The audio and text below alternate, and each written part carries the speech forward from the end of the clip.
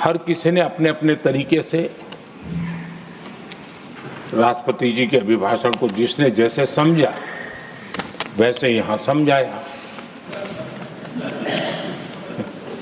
और उन्होंने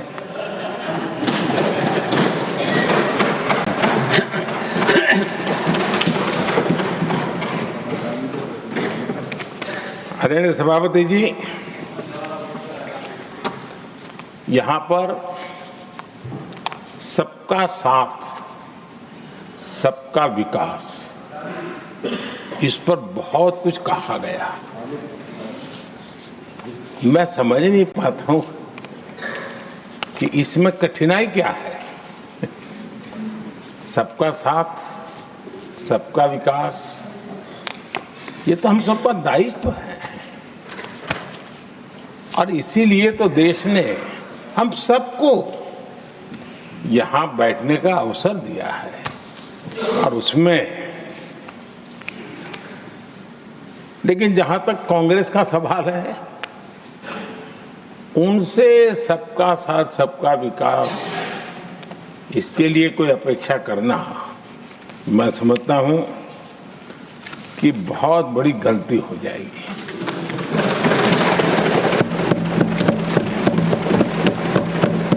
ये उनकी सोच के बाहर है, उनकी समझ के भी बाहर है और उनके रोड मैप में भी ये सूट नहीं करता है,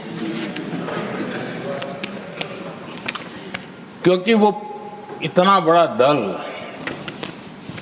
एक परिवार को समर्पित हो गया है, उसके लिए सबका साथ सबका विकास संभव ही नहीं है।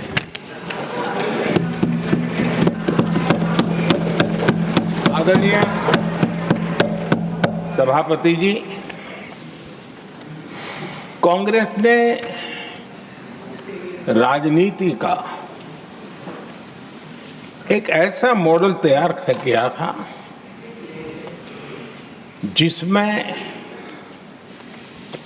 झूठ, फरेब, भ्रष्टाचार, परिवारवाद, तुष्टीकरण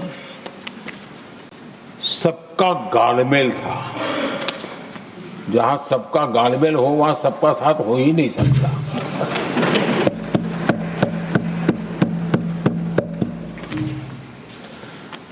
आदरणीय सभापति जी, कांग्रेस के मॉडल में सर्वोपरि है फैमिली फर्स्ट और इसलिए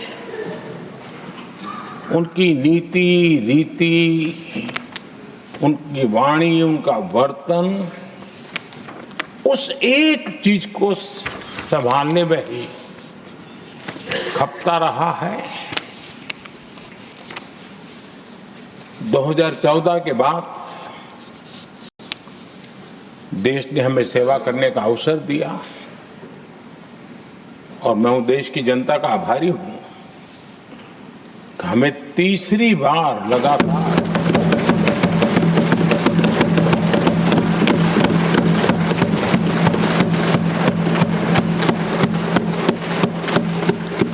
ये तीसरी बार जनता यहां पहुंचाती है। इतने बड़े देश में इतनी वाइब्रेंट डेमोक्रेसी हो, वाइब्रेंट मीडिया हो, हर प्रकार के बातें बताने की छूट हो, उसके बावजूद भी देश दूसरी बार, तीसरी बार हमें सेवा करने का मॉडल बनाती है। इसका कारण देश की जनता ने हमारे विकास के मॉडल को परखा है, समझा है और समर्थन दिया है। और हमारा ये विकास का मॉडल को अगर मुझे एक शब्द में कहना है तो मैं ये कहूँगा, नेशन फर्स्ट, राष्ट्र प्रथम। इसी एक उम्दा भावना और समर्पित भाव से हमने लगातार अपनी नीतियों में, अपने कार्यक्रमों में, हमारे वाणी में, वर्तन में इसी एक बात को मानदंड मान करके देश की सेवा करने का प्रयास किया है। और आदरणीय सभापति जी, मैं बड़े गर्व के साथ भी कहता हूं, बड़े संतोष के साथ कहता हूं कि एक लंबे अरसे तक, 5-6 दशक तक देश के सामने अल्टरनेट मॉडल क्या हो, तराजू पर तोलने का कोई अवसर ही नहीं मिला था। लंबे अरसे के बाद, 2014 के बाद देश को एक अल्टरनेट मॉडल क्या हो सकता है, अल्टरनेट कार्यशैली क्या हो सकती है, प्रायोरिटीज क्या हो सकती है, इसका एक नया मॉडल देखने को मिला है। और ये नया मॉडल तुष्टीकरण नहीं, संतुष्टीकरण पर भरोसा।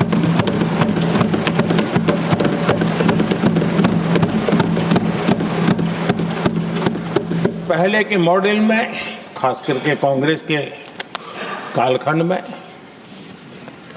तुष्टीकरण, हर चीज में तुष्टीकरण, यही उनका एक प्रकार से औषधि बन गई थी उनकी राजनीति को करने की। और उन्होंने स्वार्थ नीति, राजनीति, देश नीति, सबका एक घोटाला करके रखा हुआ था।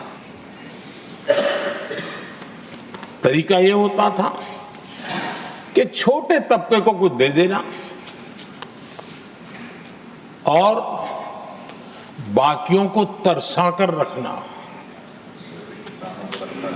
और जब चुनाव आए तब कहना, देखो उनका मिला है, शायद आपको भी मिल जाएगा। और इस प्रकार से झुनझुना बांटते रहना, लोगों के आंखों पर पट्टी बांध करके अपनी राजनीतिक सियासत को चलाए रखना, ताकि चुनाव के समय वोट की खेती हो सके। यही कार्य चलता रहा। आदरणीय सभापति जी, हमारी कोशिश रही है कि भारत के पास जो भी संसाधन है,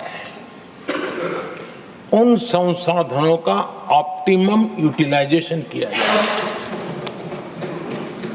भारत के पास जो समय है, उस समय का भी बर्बादी से बचा करके पल पल का उपयोग देश की प्रगति के लिए, जन सामान्य के कल्याण के लिए, उसी पर वो खर्च हो। और इसलिए हमने एक अप्रोच अपनाया, सैचुरेशन का अप्रोच।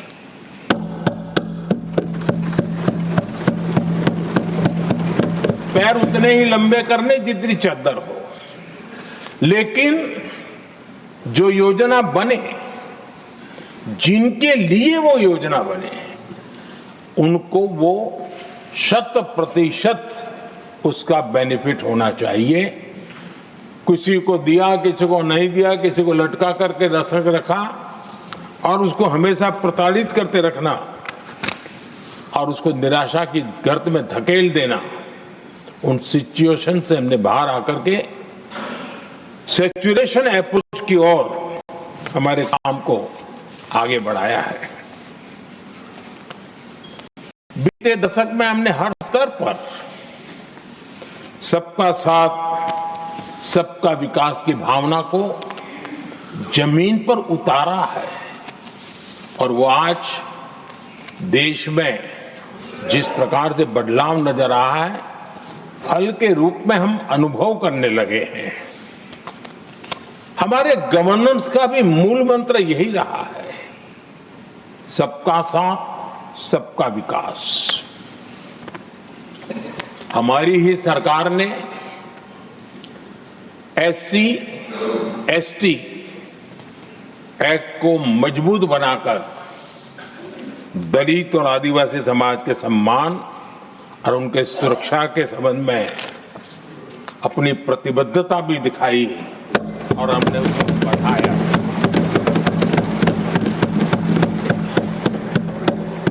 आदरणीय सभापति जी, आज जातिवाद का जहर फैलाने के लिए भरपूर प्रयास हो रहा है, लेकिन 3-3 दशक तक दोनों सदन के ओबीसी एमपीस और सभी दलों के ओबीसी एमपीस सरकारों से मांग करते रहे थे कि ओबीसी आयोग को संवैधानिक दर्जा दिया जाए। ठुकरा दिया गया, इनकार किया गया, क्योंकि शायद उस समय उनकी राजनीति को ये सूट नहीं करता होगा,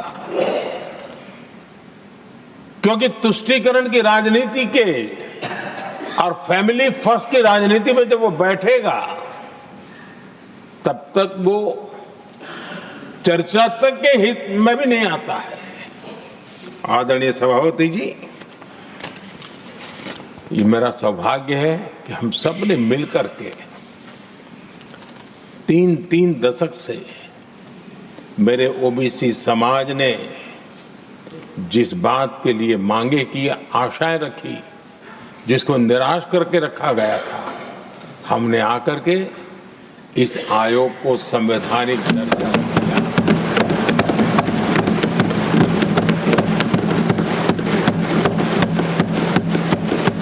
और हमने सिर्फ उनकी मांग पूरी की इतना नहीं, हमारे लिए उनका मान सम्मान भी उतना ही महत्वपूर्ण है, क्योंकि देश के 140 करोड़ देशवासियों को हम जनता जनार्दन के रूप में पूजने वाले लोग हैं।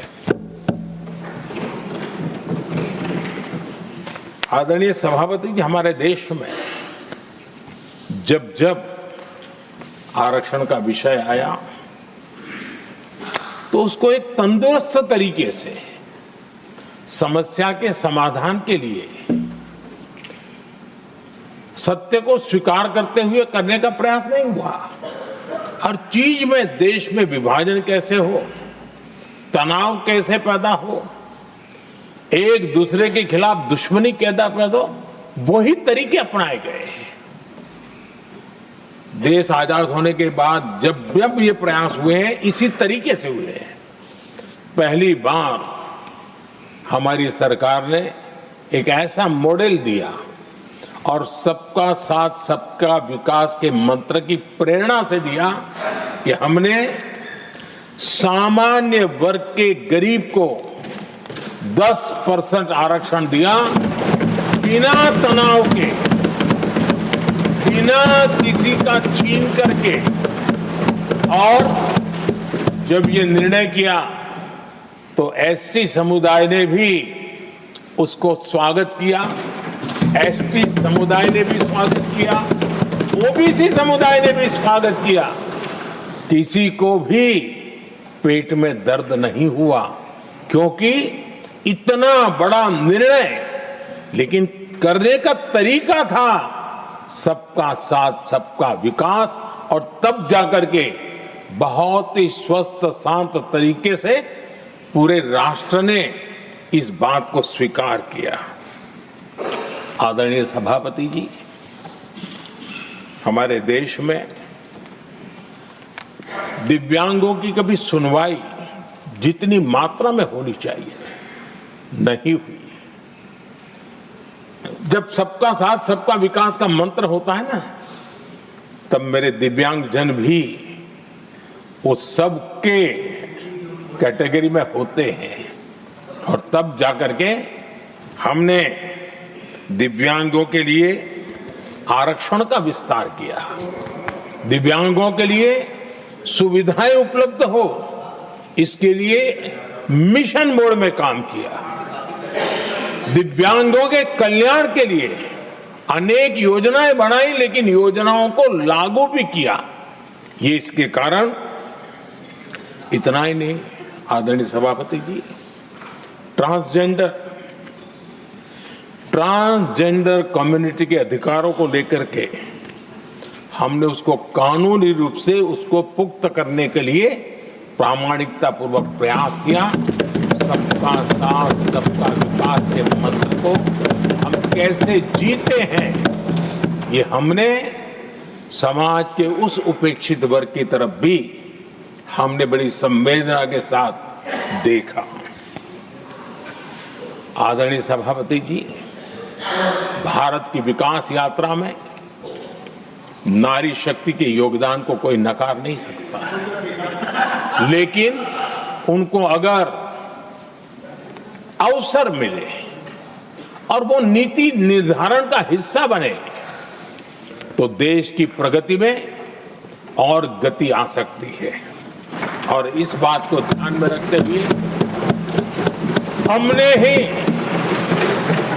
और इस सदन का पहला निर्णय हुआ, हम देशवासी गर्व कर सकते हैं, सदन इस बात के लिए याद रखा जाएगा, ये नया सदन सिर्फ उसके रूप रंग के लिए नहीं, ये नया सदन का पहला निर्णय था नारी शक्ति बंधन। इस नए सदन को हम किसी और तरीके से भी कर सकते थे, हम हमारी वाहवाही के लिए भी उपयोग कर सकते थे, पहले भी होता था, लेकिन हमने तो मातृशक्ति की वाहवाही के लिए इस सदन का आरंभ किया था और मातृशक्ति के आशीर्वाद से ये सदन अपना कार्य आरंभ किया है। आदरणीय सभापति जी, हम जानते हैं, इतिहास की तरफ अब थोड़ी नजर करें।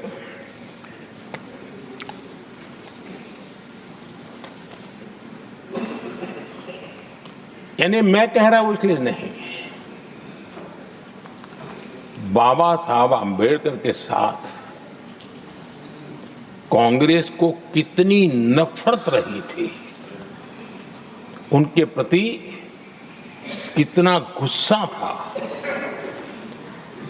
और किसी भी हालत में बाबा साहब की हर बात के प्रति कांग्रेस चिढ़ जाती थी। और इसके सारे दस्तावेज मौजूद है।